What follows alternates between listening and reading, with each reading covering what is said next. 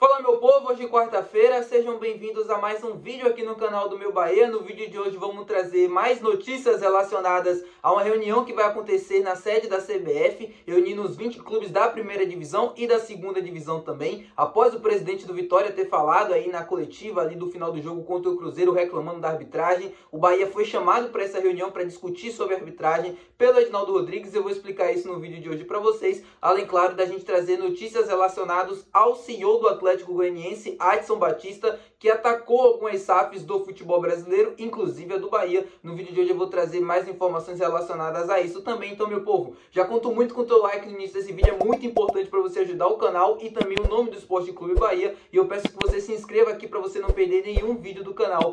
Sempre que sair, você vai ser o primeiro a ser notificado. Meu nome é José Victor, para quem ainda não me conhece, sou produtor de conteúdo aqui do Meu Bahia e vamos começar esse vídeo para a gente não perder tempo falando primeiro sobre essa reunião que eu antecipei para vocês no início do vídeo. Logo após o jogo entre Vitória e Cruzeiro na segunda-feira pelo Campeonato Brasileiro, o presidente Fábio Mota foi até a coletiva, até a zona de imprensa ali, para reclamar sobre a arbitragem do futebol brasileiro. Ele falava sobre profissionalização e tal. De um certo modo eu concordo com ele, precisa existir uma profissionalização do futebol brasileiro, mas é muito estranho que a CBF decida por fazer isso justamente após esse jogo, tendo em vista que a gente já viu diversos outros escândalos aí ao longo do futebol brasileiro nesta temporada, inclusive envolvendo o Bahia, em anos anteriores também, e nada foi feito além de uma representação do clube, que é procedimento padrão, mas por parte da CBF nenhuma medida mais grave, nenhuma medida mais acentuosa foi tomada neste caso. Mas felizmente, a CBF definiu por reunir os 20 clubes da primeira divisão e da segunda divisão também para conversar sobre arbitragem, sobre o que está sendo feito, os processos, explicar de uma certa maneira e tentar solucionar todos esses problemas que a gente vem tendo nos últimos anos, especificamente nessa temporada de 2024.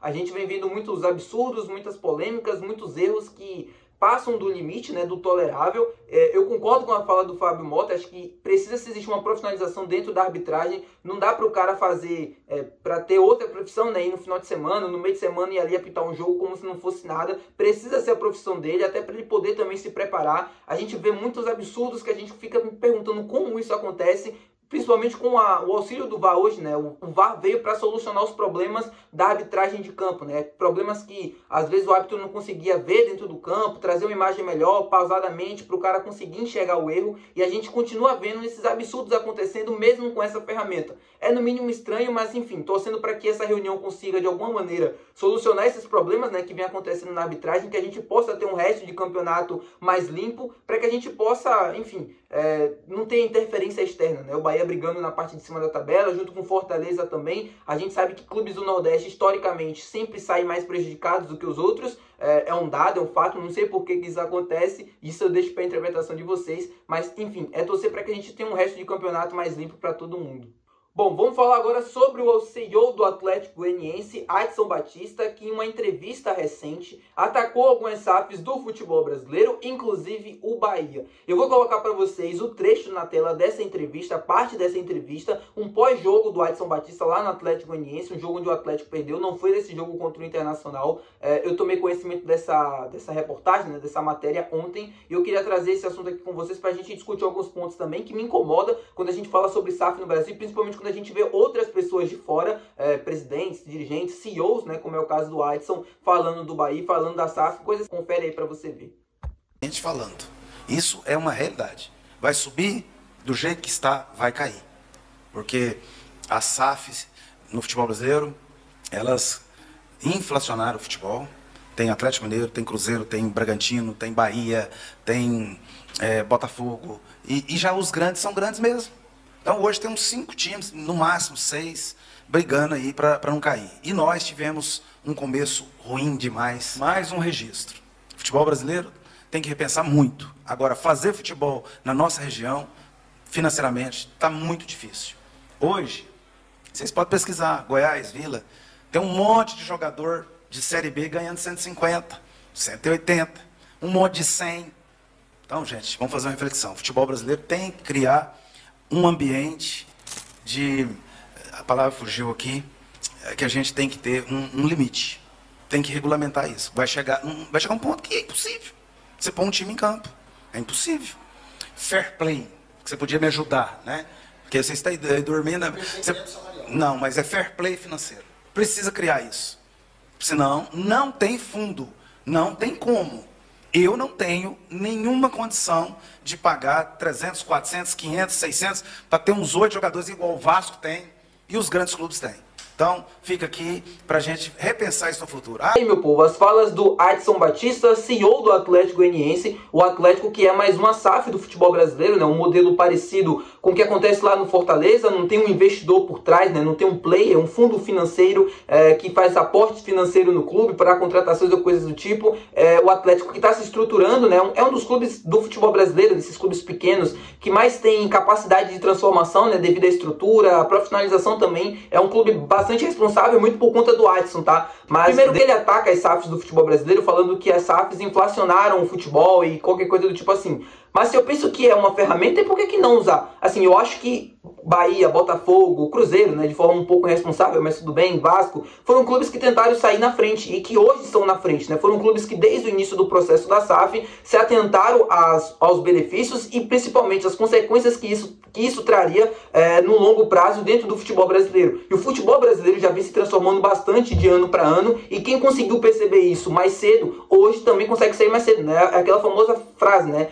Quem sai primeiro consegue beber água limpa, a mesma coisa do tipo. E o Atlético e outros clubes também, né, acabaram não entendendo essa importância desse processo da SAF e saíram atrás. Se existe essa ferramenta, se existe essa possibilidade, por que não usar? O Bahia foi no mercado, buscou um player competente, que é o Grupo City. Desde que chegou aqui, foi um grupo bastante responsável com as finanças do clube. O torcedor pode ter alguns questionamentos, pode ter enfim, dúvidas em relação ao processo e tal, mas o que o torcedor não pode reclamar é de que desde que o Grupo City chegou, eles nunca foram irresponsáveis com o Bahia, como a gente já viu em gestões anteriores, né, do clube. Agora, se a gente precisa discutir que o futebol brasileiro precisa de um teto salarial, precisa de um fair play financeiro, isso eu concordo. Não é porque o Bahia tem inserido em um contexto diferente, que tem um poder aquisitivo maior do que os outros, que eu vou discordar desse assunto. Não, o Campeonato Brasileiro precisa sim de um fair play financeiro, porque nos próximos anos vai virar um campeonato de quem tem mais dinheiro. A gente sempre viu o Campeonato Brasileiro ser conhecido mundialmente, até aqui também no nosso país, como um campeonato muito equilibrado, né? Do início ao fim, a gente dificilmente conseguia apontar um grande favorito no início da temporada. Óbvio, sempre tinha aqueles clubes favoritos, mas a gente sabia que qualquer um dos grandes podia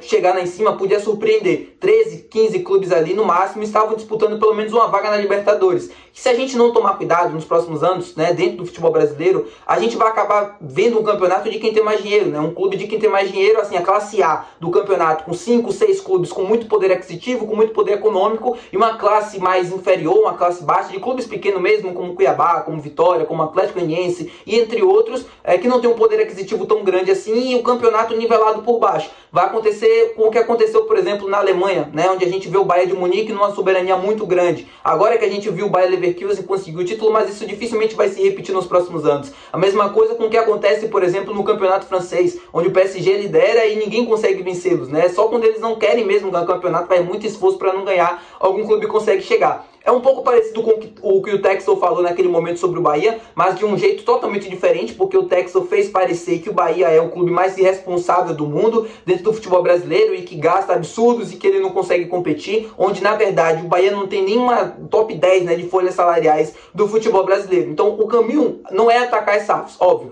O discurso dele de pedir um fair play e tal, tá correto, tá. Mas do jeito que ele fez, não, porque se foi aprovado desde ali de 2021, se está o processo legal para todos os clubes utilizarem, o Bahia foi um dos clubes que saiu na frente, por que não? Qual é o problema de buscar? O Bahia foi, na verdade, inteligente, coisa que o Atlético Goianiense, devido à estrutura, devido a toda a história do clube também, não é um clube que tem uma exigência grande como tem o Bahia, por exemplo, não deveria ter ido buscar, ou se deveria ter se antecipado também e não ficar chorando depois, né? Sócio torcedor e tal, coisa do tipo assim, ele tá reclamando dos clubes que tem, mas quando na verdade o clube dele não consegue ter. Eu acho que ele tem que voltar um pouco mais pro próprio clube dele, desenvolver ferramentas, desenvolver ideias para que o clube dele consiga competir, né? E não ficar nesse discurso porque, cara, o John Texel fez isso e outros vão fazer isso também aí nos próximos anos, sempre falando de fair play financeiro de uma forma irresponsável. Quando o Bahia vai fazer uma contratação de 60, 70 milhões, a gente vai ver muito esse discurso. Ah, mas o futebol precisa de um fair play financeiro. E o Botafogo fazendo uma contratação de 100 milhões agora, do Thiago Almada, e ninguém fala sobre o fair play financeiro. O Flamengo não fez uma contratação agora, mas se fizer uma contratação de 100 milhões de reais, a gente vai ouvir o mesmo discurso também. Então, não é por esse caminho, tem que ser um pouco mais responsável para falar sobre SAF, para falar sobre administrações, principalmente quando a gente não tem acesso às informações, como foi o caso do Adson. Se a gente olha para a SAF do Bahia, é uma SAF totalmente irresponsável, principalmente com os gastos do clube. O Bahia fez a contratação do Lúcio, mas foi a primeira contratação desde que a SAF chegou de maior proporção, né, de maiores valores. Desde então eram valores ali próximos da realidade do futebol brasileiro, né? 30 milhões, 25 milhões no Jean Lucas, no Caio Alexandre também, o Luciano Juba foi de graça, mas enfim, eu não me recordo agora dos outros valores, mas sempre na casa dos 15, 20, 10 milhões, algo próximo dentro da realidade do futebol brasileiro. Nada que saísse um pouco, né, desse discurso de a gente precisa de um fair play financeiro urgente, tá bom? É isso, meu povo. Quero que você comente aqui embaixo a tua opinião em relação a isso. Deixa teu like se você ainda não deixou, se inscreve no canal se você ainda não é inscrito e até o próximo vídeo no dia de hoje. Valeu e tchau!